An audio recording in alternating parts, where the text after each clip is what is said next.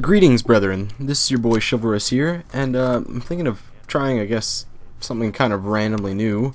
I'm going to be posting up Call of Duty gameplays, but I will be commentating basically news around the world that I find important. So I'm not really sure what I'm going to title this yet, but I'm thinking like news around the globe or something. Call of Duty gameplay, news around the globe. I don't know. Basically, I'm just kind of picking out a few stories that I read each week, so I'm really into the news and stuff, and I'll just pick out the stories that I find important, maybe something that a lot of people don't read about, because, I mean, obviously we know what's going on in North America, or especially the U.S. I'm Canadian, however, so I pay attention to Canadian news a lot, but I think it's really important to pay attention to what goes on elsewhere in the world, as it doesn't really directly affect us, but indirectly it does. Anyhow, I'm going to be starting off with speaking about how Iran has began halting its uranium enrichment as made by, or as it's obligated to by the Geneva November 24th meeting there, where the deal was struck that they could not enrich, where Iran could not enrich its uranium past 5%. So yeah, international inspectors have gone there and monitored the facility, which was enriching at 20%, which is only steps away from bomb making. And after this, they'll be moving on to another enrichment site to ensure that that gets halted as well.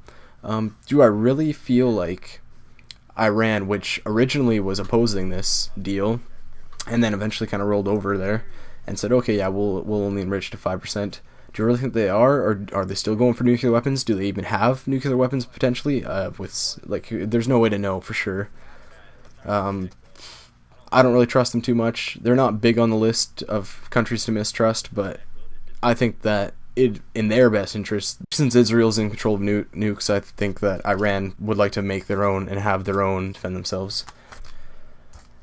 However, I'm sure many of you have heard about 2 weeks ago the almost 500 people that died in the fighting in northern Syria. Around 240 of them were Syrian rebels, 157 were the ISIL fighters, and 85 civilians. If you don't know who the ISIL are, that is the Islamic State of Iraq and the Levant. They are Al-Qaeda affiliated. So, I mean, their deaths don't rest on my conscience too much, nor do the 240 rebels. The 85 civilians, yes, that is massively unfortunate. But I do look at the fact that two enemies of ours fighting each other and killing each other, that is kind of a win. And since the victory of the ISIL, they have imposed these intense restrictions in this northern region of Syria. The ISIL has a goal of establishing a Syrian state founded on radical Islamic principles. So this definitely not good news.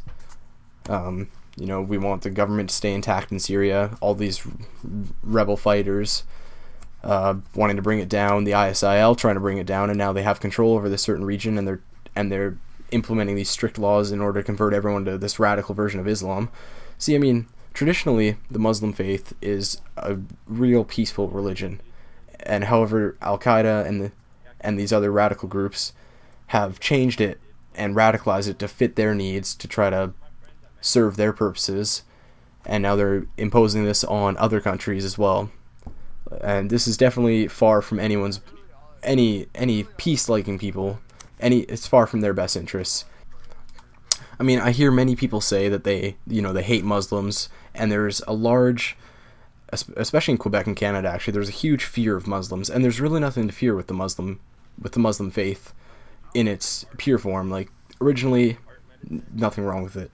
I feel the need that, yes, we should be fighting these radicalists, not because they're Muslim, but because of what they're trying to do and how they're doing it upon other people.